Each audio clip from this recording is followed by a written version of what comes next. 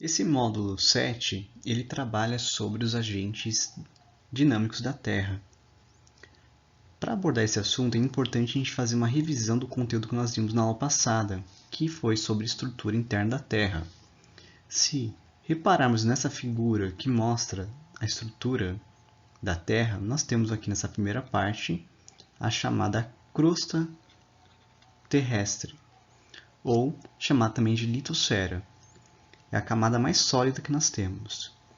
Nessa região, nós temos aqui o chamado manto da Terra, que é a camada mais importante, sendo que ela é aquela em que teremos a movimentação do magma, né? Lembrando que aqui em cima nós temos as placas tectônicas e aqui nós temos o núcleo. O manto seria essa área mediana, onde ocorrem as células de convecção e faz movimentar, portanto, a crosta terrestre. Aqui embaixo, como já explicado, seria o núcleo, que ele ainda é dividido entre núcleo interno e núcleo externo. Nessa aula de hoje, nós vamos ver e relembrar quais são os produtos feitos por conta dessas correntes de convecção que estão no manto, ou também chamado na astenosfera.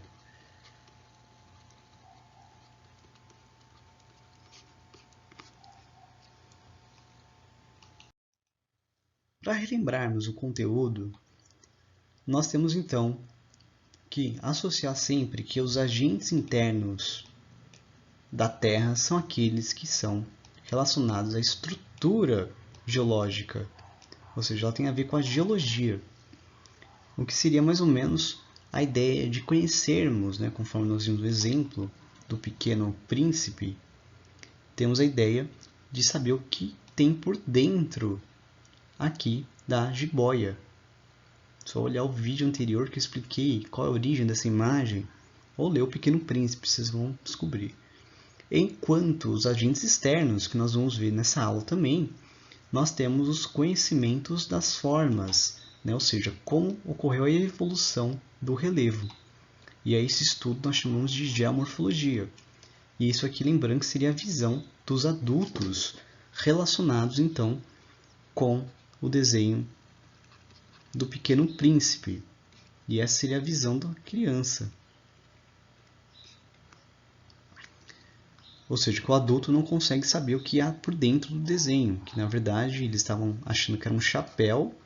E, na verdade, o menino desenhou uma jiboia engolindo um elefante.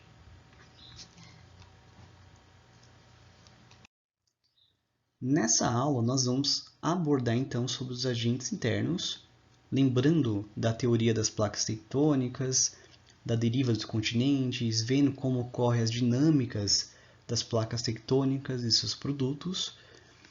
E temos também os agentes externos, que nós falaremos bastante nessa aula também, que são muito importantes.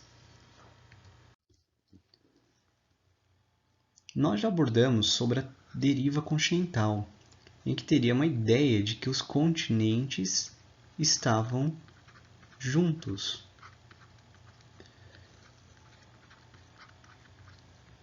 E que depois eles vão se separar da forma que nós conhecemos. O responsável por essa teoria é o alemão Alfred Wegener, que está aqui indicado na imagem para vocês. Ele formulou essa ideia através do livro A Origem dos Continentes e do Oceano, que foi publicado em 1915. Conforme nós vemos aqui na imagem, é justamente o livro em que ele vai propor então que os continentes estavam juntos. As hipóteses que ele traz são o encaixe perfeito dos continentes, principalmente o sul americano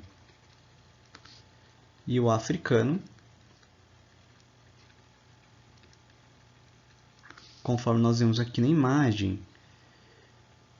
Reparamos aqui o continente sul-americano, repare como essa borda ele se assemelha com essa parte da África. É como se encaixasse perfeitamente. Uma outra hipótese foi a descoberta de fósseis similares em regiões de continente diferente, da América do Sul e da África.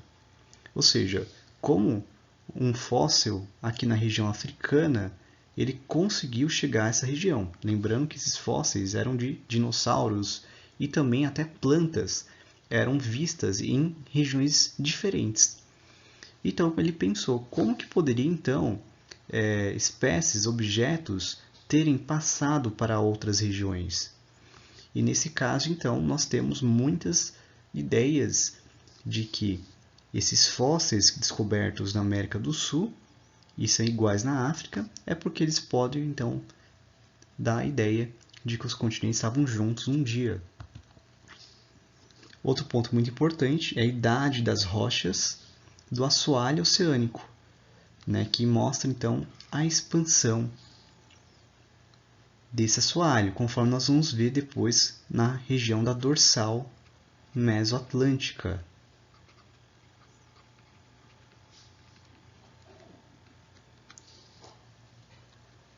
Que justamente a expansão dessa dorsal, ela mostra então idade de rochas bem distintas. E isso deu a ideia, a possibilidade de imaginar que o oceano também estava se alterando.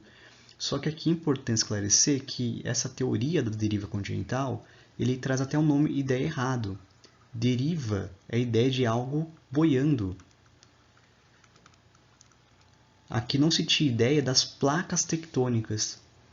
Portanto, a teoria da deriva continental vai ser falha, porque ela não vai explicar o que move as placas tectônicas, que nós já sabemos a resposta, que tem a ver com as células de convecção.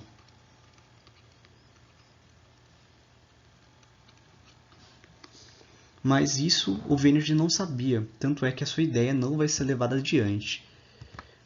E outro fundamento importante é o palimagnetismo, que é o estudo da evolução do campo magnético da Terra, em que nós temos as polaridades, polo norte, polo sul, e assim por diante.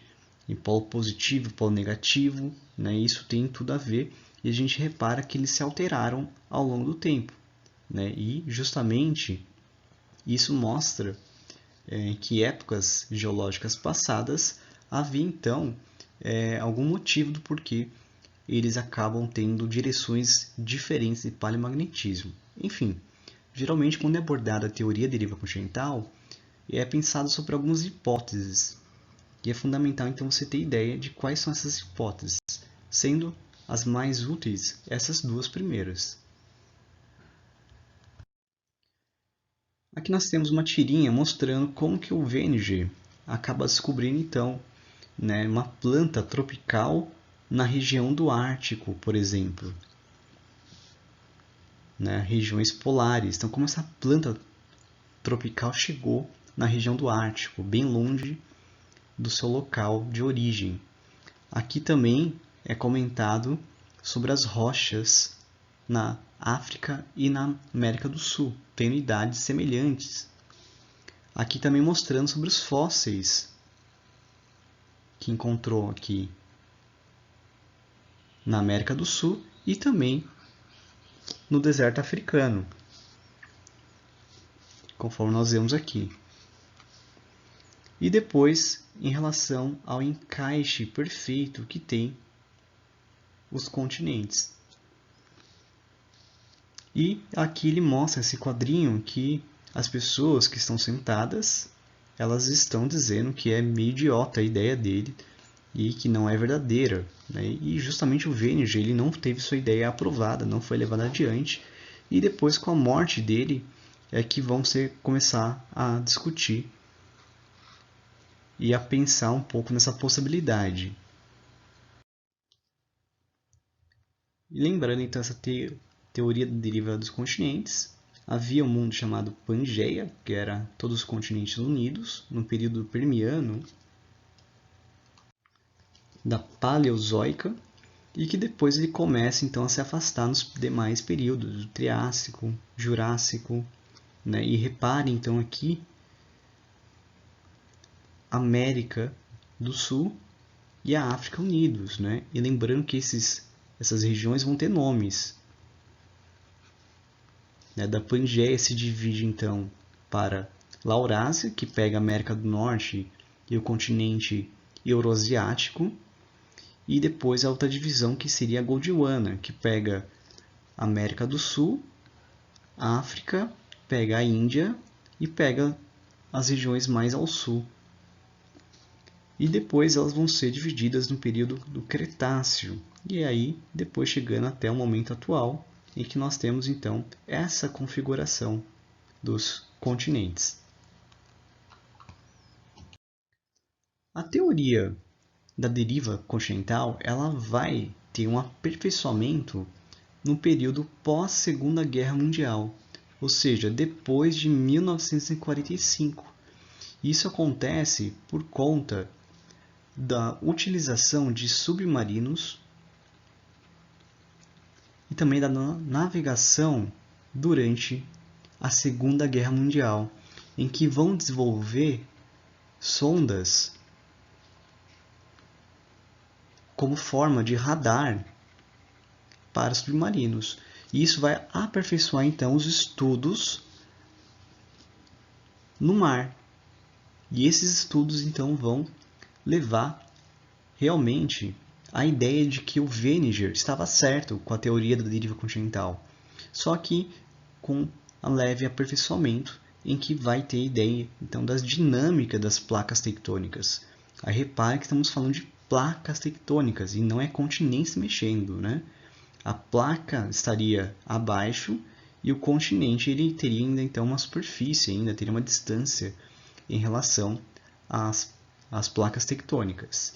Então isso seria bem diferente do que muitos nós acabamos considerando, né? E elas seriam bem profundas também. Então toda a ideia que nós temos, ela está configurada nesse esquema de placas tectônicas como algo mais profundo, mais extenso do que um continente. E aí nós vamos ver agora o que seriam essas dinâmicas das placas tectônicas. A dinâmica das placas tectônicas, elas podem ter dois movimentos, horizontais, como ela pode ser em sentidos convergentes, sentidos divergentes as placas e transformante também. Nós vamos ver melhor sobre esses esqueminhas. E os verticais, que são relacionados então ao deslocamento ou para cima ou para baixo. Vamos ver melhor como se divide então essa primeira dinâmica das placas tectônicas, que são as horizontais.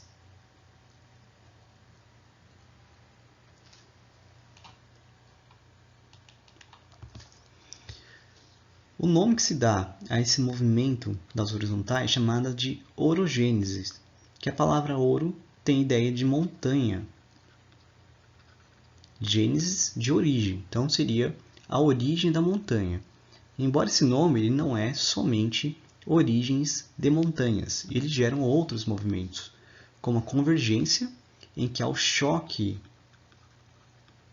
das placas tectônicas, conforme nós estamos vendo na ilustração, uma placa se convergindo com a outra, podem se divergir, ou seja, quando afasta uma placa tectônica da outra, conforme nós estamos vendo na imagem, e ela pode ser transformante, quando aí ela acaba deslizando uma sobre a outra, tendo, portanto, um momento provocar uma falha, conforme nós temos o exemplo. E agora nós vamos ver como ocorrem mais ou menos os exemplos, né, que nós temos de cada uma dessas placas tectônicas, que cada uma delas possui então produtos diferentes. Temos aqui a Cordilheira do Himalaia como um grande exemplo da formação feita pelas placas convergendo. Lembrando que cordilheira é um conjunto de montanhas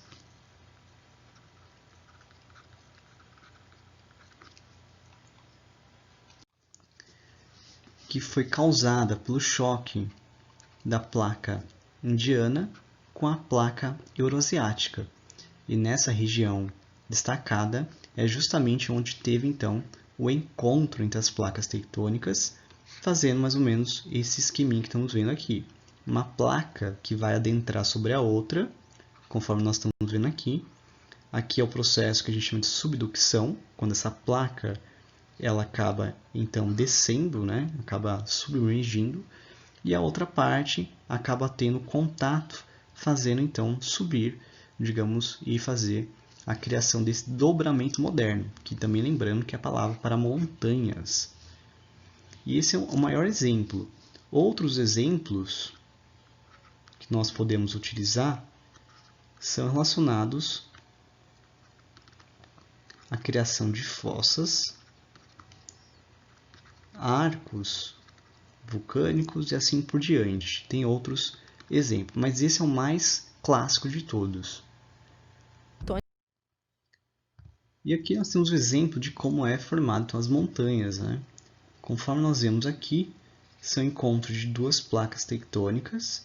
Reparem que aqui nós temos justamente a camada que seria a parte mais de cima. E aqui também a origem de vulcões. Elas também podem ser realizadas pelas placas convergindo. Reparem que aqui são duas placas que estão mostrando em que essa placa preta seria aquela que vai ter a subducção. E nesse momento, então, está tendo essa área subindo. Nesse momento, pode surgir o que a gente chama de plumas ou camadas magnéticas também. E essas camadas, então, elas acabam tendo magma e elas podem, através de fissuras, subir a crosta terrestre. E nesse processo de subida é o que vem da origem a vulcões também. Então a gente vê o exemplo de montanhas e de vulcões também.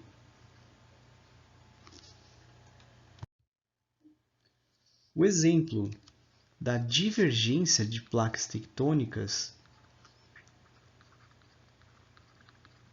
tem o mais famoso caso, o Rift Valley, que fica na região africana, conforme nós vemos aqui na imagem. Aqui seria a placa africana, né? Aqui seria a região do chifre da África. E nós temos toda essa região aqui mostrando o que ocorreu, que é o Rift Valley, que é o processo então das placas tendo a divergência, quando elas vão em sentidos opostos, e nesse processo de placas tendo sentidos opostos, o magma da Terra ele acaba subindo, né, fazer com outra caneta aqui, ele acaba subindo, e aí quando ele encontra um oceano, por exemplo, ele acaba solidificando. E aí quando ele solidifica, ele fica nessa cor, ele fica como, digamos, criando uma rocha, conforme nós vemos aqui nessa imagem. E aí uma ideia de que realmente o continente africano ele vai acabar se separando. E justamente essa imagem, estamos vendo, é de uma região africana em que teve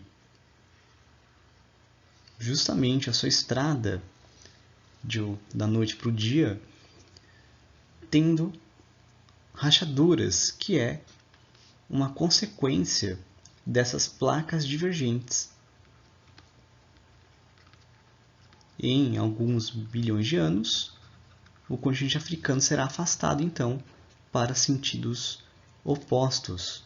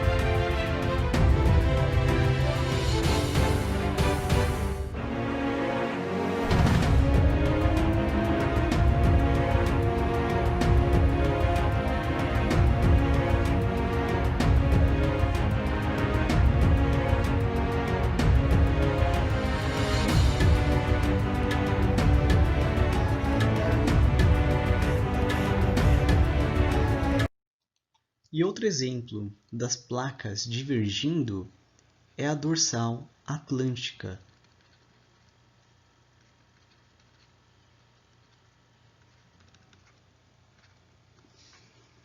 Repare aqui no mapa que nós temos aqui então a borda da América do Sul e a borda da África.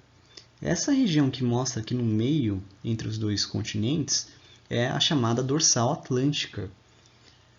Essa região, conforme nós vemos, ela é afetada através então do movimento de placas tectônicas divergindo. O magma ele vem subindo e aqui, quando ele encontra o oceano, o magma rapidamente resfria, formando então uma espécie de dorsal, pequenas rugosidades do relevo, tendo, portanto, pequenas montanhas, vamos dizer assim, submersas. E essa é uma região muito famosa, e aqui nós temos a imagem de onde vai toda essa dorsal. E lembrando que a dorsal também ela ajudou a identificar mais ou menos quando é que foi criado, que tinha rochas bem antigas e, logicamente, esse processo também vem com a teoria das placas tectônicas, que elas estavam, então, se mexendo as placas e um dia elas estavam juntas, então ela acabou tendo essa separação por algum motivo. O exemplo da placa transformante, nós temos San Andreas, que é o caso mais importante, que fica na costa oeste americana. Lembrando que aqui estaria a Ásia e aqui está os Estados Unidos. E essa região onde fica mais ou menos Califórnia, Los Angeles, como nós vemos aqui, é justamente muito conhecida como tendo essa falha. E aqui também São Francisco, outra cidade muito importante. E reparem que são pequenas rugosidades. Elas são relevos de pequena altura e ela vem por conta então desse contato em sentidos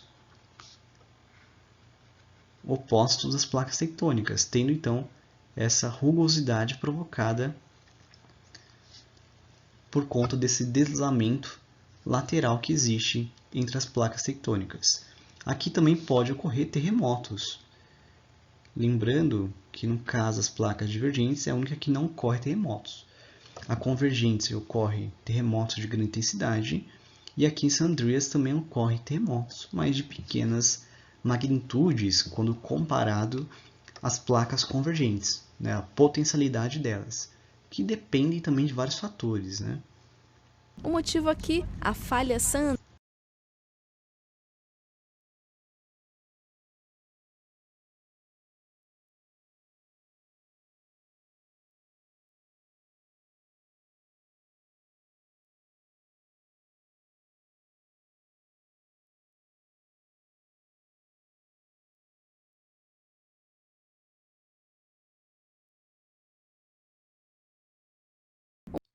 E aqui nós temos uma imagem das placas tectônicas espalhadas, e algumas delas são mais importantes, são aquelas que mais caem no vestibular.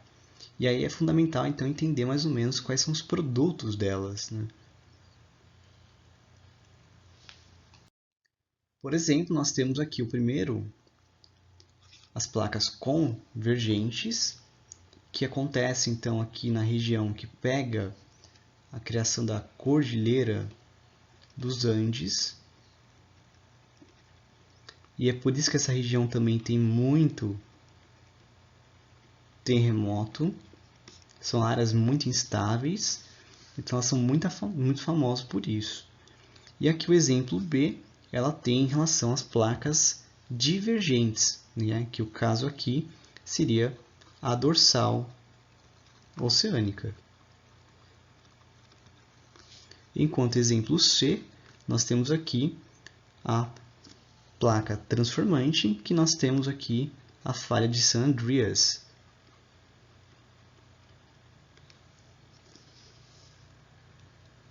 Esses são os exemplos mais comuns que ocorrem, tá, gente? Então é fundamental vocês também saberem quando ocorre algum desses contatos, lembrar que existe também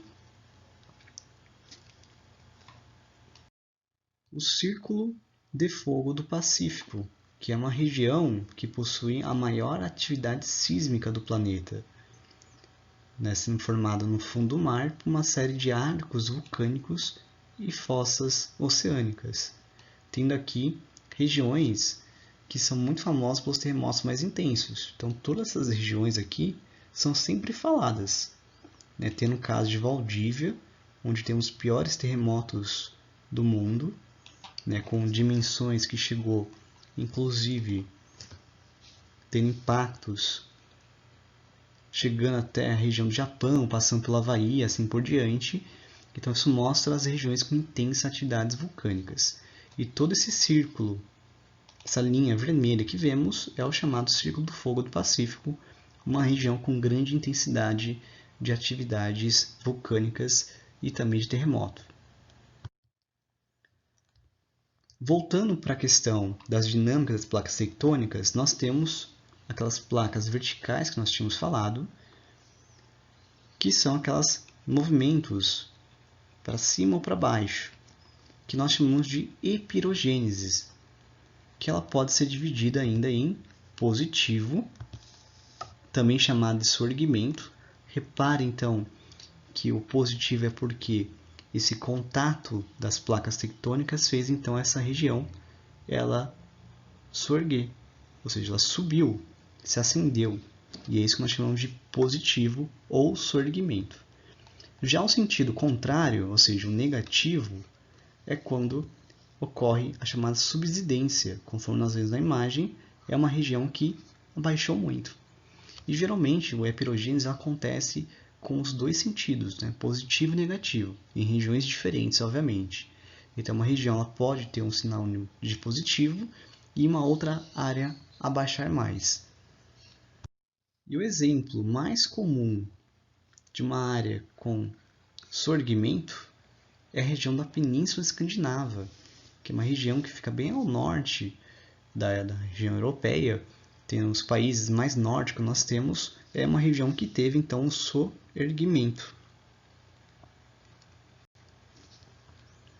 Já no caso de um exemplo negativo, nós temos a Holanda, que é chamado de Países Baixos. E o nome não é à toa, é uma região que sofreu então um processo de subsidência, que também é uma região de depressão absoluta. Por que esse nome de depressão absoluta? Porque ela está abaixo do nível do mar. Lembra que o nível do mar a gente coloca 0 metros, e aqui nós temos menos metros, relacionado ao nível do mar. Então isso é uma chamada depressão absoluta. E essa região, então, ela é muito famosa, então, por ter sido inundada pelo mar. E aí, para ocupar essa região, eles tiveram que fazer um processo de polders, como é chamado, que foi retirar, então, essa quantidade de água e evitar que houvesse, então, essa região perdida.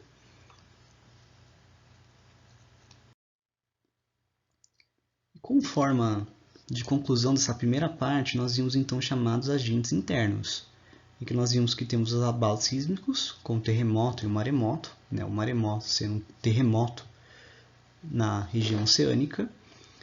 Temos também o vulcanismo, que temos intrusões e erupções, que eu já vou relembrá-los o que é, mas também tem a ver com as rochas magmáticas, nós vimos os exemplos. E temos o tectonismo, que aí essas ações que nós tínhamos falado, da epirogênese e orogênese. Lembrando que epirogênese é um movimento muito lento e a gente não consegue perceber, tendo o negativo, o abaixamento, a subsidência e o surgimento, que seria então a parte surgir, ser positivo. E a orogênese, que tem então os dobramentos, como nós conhecemos as montanhas, e também há os falhamentos, quando ocorre então uma falha, uma fratura nas placas tectônicas.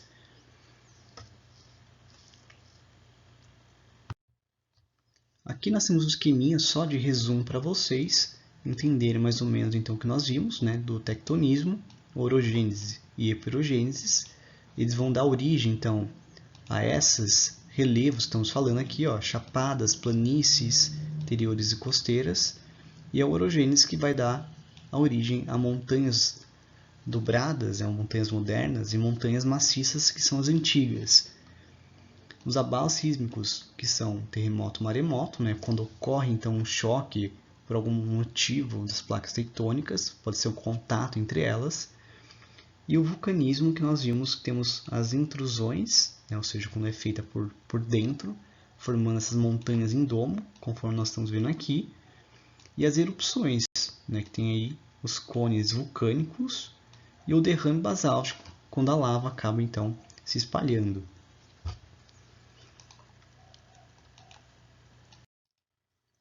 E agora nós vamos aprender sobre os agentes externos, conforme nós temos na imagem.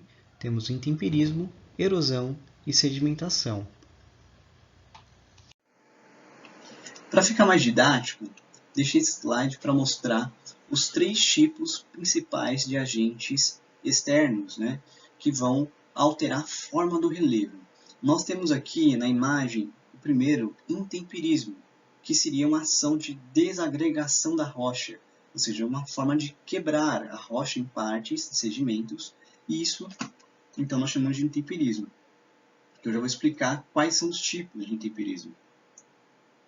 A erosão seria o processo de desgaste, transporte e sedimentação. Ele é um processo que ocorre em conjunto com os outros. Isso é importante entender, né? Geralmente o intemperismo ele é um pouco mais longo, ele demora mais para ocorrer. Já a erosão seria o que está ocorrendo agora, de certa forma, né? Então, quando a gente fala desgaste, é aquilo que ocorreu agora, que quebrou o sedimento e fez ele ser levado para outra região. Já a sedimentação é quando aquelas partículas que foram erodidas, né, foram retiradas, desagregadas da rocha, acabaram indo para outras regiões. E aí acaba compactando essas partículas e formando um novo solo. E esse processo de sedimentação, nós vamos deixar isso para outra aula, pois não vai dar tempo de abordar nesse vídeo. Mas justamente sobre a sedimentação, a formação do solo e os fundamentos importantes nós falaremos em outro momento. Por enquanto, na aula de hoje, nós veremos então sobre esses 2 tipos, intemperismo e erosão. O intemperismo ele atua por meio de mecanismos que modificam a propriedade física ou até as propriedades químicas ou através das propriedades biológicas. Dessa forma, nós dividimos o intemperismo em 3 partes. Então, intemperismo físico, químico e biológico, que eles podem ocorrer de forma simultâneas e elas acontecem por um longo tempo. O primeiro processo que nós vamos estudar é o intemperismo físico, que ocorre justamente pela fragmentação mecânica da rocha, que justamente ocorre então um processo de desagregação e fragmentação das rochas em pequenas partículas. Lembrando que nós chamamos isso de sedimentos. Esse processo de fragmentação mecânica ele pode ocorrer por 2 principais pontos. A dilatação, ou seja, quando há um aumento do volume do corpo, ou a contração, quando há diminuição do volume do corpo. Outro processo também é quando ocorre uma pressão entre outras rochas que podem ocorrer outros processos também de quebra. E como que ocorre?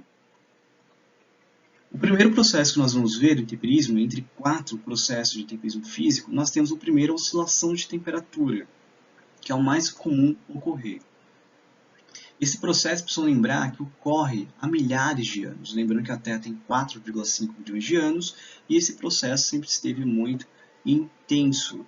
Lembrando que a Terra já aumentou sua temperatura, já diminuiu, tivemos era do gelo, nível do mar subindo, entre outras milhares de coisas nós tivemos, e esses processos tornam-se intensos.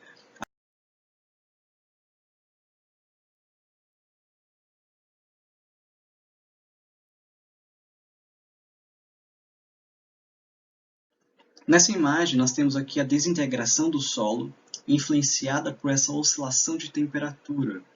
Ou seja, durante o dia ocorre uma insolação, uma intensidade dos raios solares, e à noite ocorre o resfriamento. e isso provoca então a desintegração ou fragmentação das rochas. Esse processo da imagem é muito comum em regiões áridas ou semiáridas, ou seja, aqueles com elevada temperatura e com a questão da pluviosidade muito pequena. No caso das regiões áridas, chove pouquíssimo. Nas semiáridas, chove um pouquinho mais, só que é bem pouco essa quantidade de chuvas. Nosso segundo processo de intemperismo físico ocorre pela chamada cristalização dos sais. Quando precipita, ou seja, chove em uma região e essa água entra nas fissuras, e com o processo de evaporação, essa água então se evapora e deixa mantido os sais minerais que contém nessa água. Esses sais, por conta de diferenças de temperatura, eles podem se cristalizar, que é um processo parecido com o congelamento da água nas rochas. Nesse processo de crescimento dos cristais nas fissuras ou fendas, começa o processo então de fragmentação das rochas, devido à dilatação e contração dos cristais nas rochas fraturadas, exercendo uma pressão que justamente faz a quebra desses pedaços e expandindo o seu espaço dentro da rocha. Conforme vemos aqui na imagem, esses buracos são nada mais do que processo de cristalização dos sais. A cristalização também ocorre em regiões do Nordeste brasileiro, somente em regiões de clima semiárido. O terceiro processo é chamado de congelamento. Ele é bem parecido com o processo de cristalização dos sais. A diferença de um para outro é que o congelamento ele ocorre justamente com a grande quebra de um grande fragmento. Ou seja, a cristalização ocorre com pequenos buracos que entram justamente os cristais. Já o congelamento já é um processo maior, quando há então uma grande quebra. Tanto que a gente vê nesse trecho, nessa imagem, justamente aqui houve o processo de temperismo físico por congelamento, que caiu um grande trecho, um grande fragmento. Assim como nessa imagem, esse grande bloco se manteve e esse pequeno pedacinho que se desprendeu da rocha. Esse congelamento, então, ele vem da alternância diária da temperatura nas regiões frias e temperadas, que acompanha então congelamento e descongelamento, ou seja, está muito frio e muito quente. Acaba então garantindo esse processo de desintegração das rochas. Sendo uma ideia, o congelamento das águas nas fissuras acabam tendo um aumento do volume de cerca de 9% da rocha. Então acaba exercendo uma pressão nas paredes da rocha e tendo então um esforço que termina então por fragmentar a rocha e aumentar a rede de fraturas. E por fim, o nosso último exemplo de como ocorre o temperismo físico é pelo processo de abrasão, ou seja, um processo de fricção, um processo de polimento ou raspagem das rochas ou de outros elementos que acabam chegando na rocha e fazendo quebrar em várias pequenas partículas. Para ocorrer abrasão, é justamente preciso, então, vento da água, geleiras, correntes marítimas, a força do mar, entre outros milhares de processos que, em contato físico com a rocha, podem gerar, então, essa quebra. O segundo tipo de intemperismo é o intemperismo químico, que justamente ocorre por conta de uma reação química que modifica a composição ou arranjo mineralógico da rocha.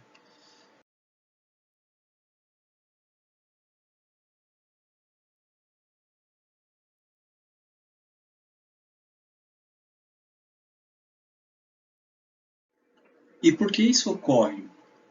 Bom, o ambiente da superfície da Terra é bem diferente do ambiente interno da Terra. A pressão e a temperatura no manto da Terra é enorme, e quando a rocha se aflora na superfície, esses minerais entram então em desequilíbrio por meio de reações químicas, formando-se então com outros minerais. O principal agente do intemperismo químico é a água da chuva, que infiltra e percola as rochas.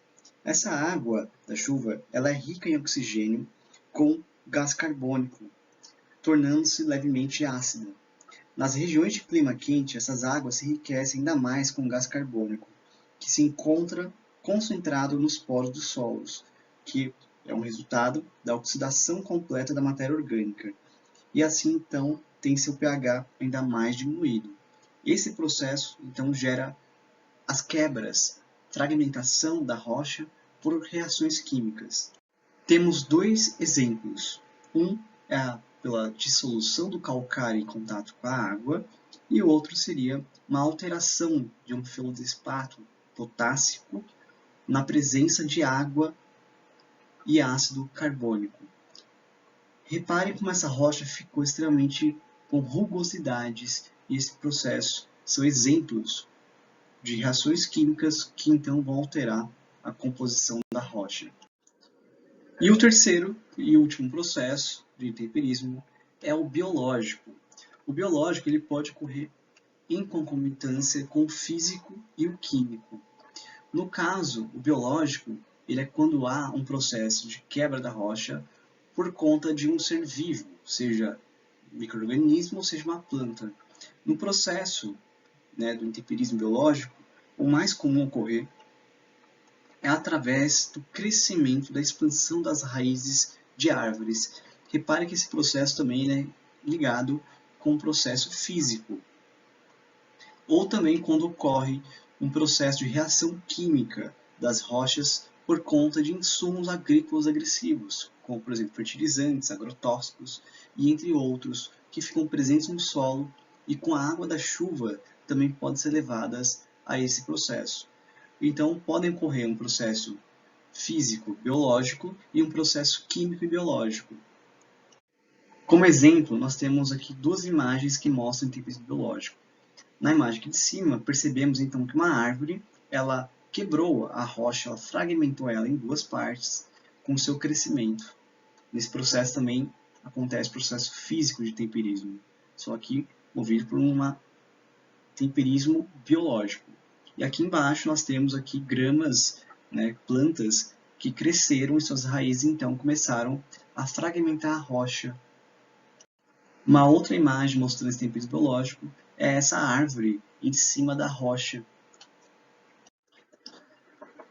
Bom, entendendo o temperismo como forma de fragmentação ou desagregação da rocha, seja por conta de processos físicos, químicos ou biológicos, nós agora temos os processos erosivos. Lembrando que a erosão é quando retira aquela partícula quebrada da rocha, que é um sedimento, e transporta ou deposita em outra região. Portanto, a erosão acontece em relação com complementaridade com o intemperismo.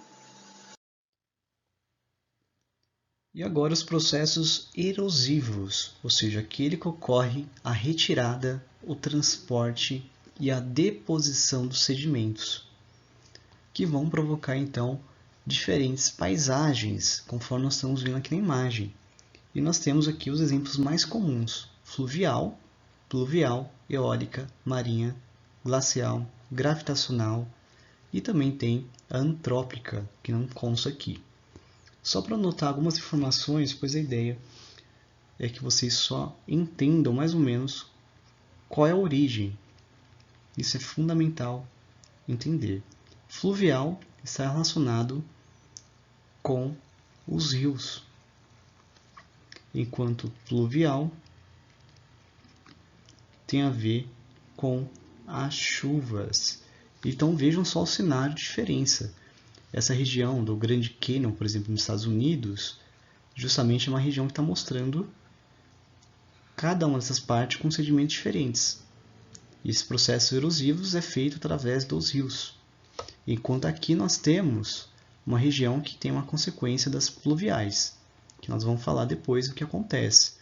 E uma região sem cobertura vegetal, ou seja, sem grama, por exemplo, ela pode intensificar esse processo de erosão. E isso pode gerar o que nós estamos vendo aqui, mais ou menos, que tem a ver com grandes falhas, que aí acabam sendo prejudiciais. Nós temos a eólica, que tem relação com os ventos. Então, as rochas mais fracas, como as sedimentares, elas podem promover o que nós estamos vendo aqui, que são as dunas. A marinha que tem a ver com a abrasão, ou seja, com as ondas avançando sobre as regiões, podendo provocar aqui o que a gente chama de falésias, que são grandes paredões abruptos, né? Ou seja, são precipícios voltados para o mar.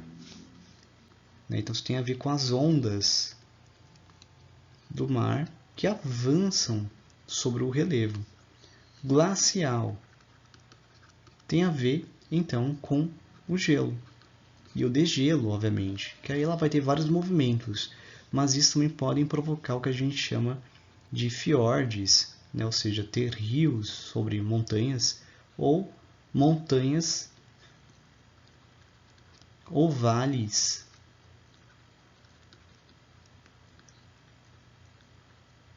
em V ou em U, como a gente diz também.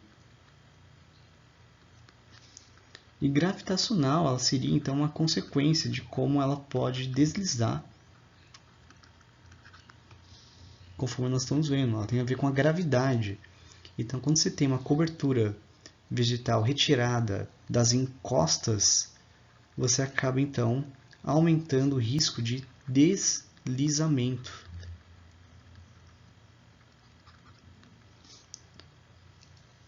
E essas imagens são muito importantes para vocês entenderem qual que é a diferença em cada um deles, né? Sendo essa do gelo,